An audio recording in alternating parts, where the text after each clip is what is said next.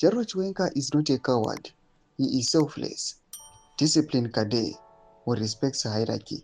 Zadabira mashoko atiri kuona kuti mamwe mariteri general ari kuuya panguva nachipresa VP Constantine Chiwenga vachiuya panguva inoi vachitaura kuti General Constantine Chiwenga ndiye munhu wevanhu, kuti vamwe vese muri kuona avo havana chido nekusevha vagari munyika yeZimbabwe. Ndizarambira mashoko kuti chokwadi chitogwa panguva ino chinokwa kunzi vese muri kuona vari mumacommand structures vandofarira Chiwenga, but they cannot express kana kubuda pachena nokuda kumapost avari kuoccupy ndoti vosubscribe like on the bell icon.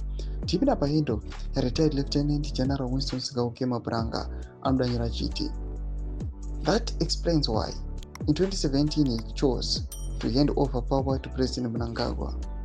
Despite him offered presidency by the late RG Mugabe, it was clear that it should be handed over to our current president.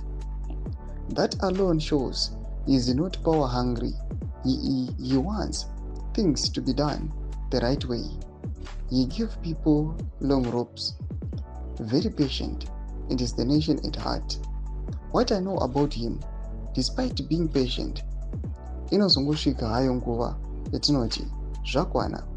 While some overzealous individuals like Temba Mliswa thinks dzakapera, making reckless statements on social media and podcast, muri kutamba ukomana uye regerai munoremara.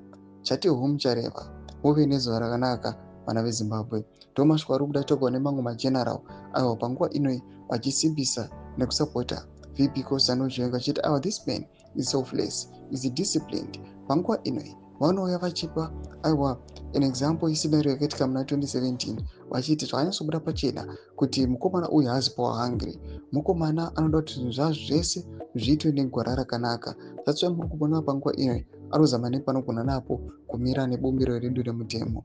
Ina comment section medu muzamafuro enyu muri kudii pamusoro pechitiko ichi. Ina comment section medu, subscribe or like, chat on the bell icon.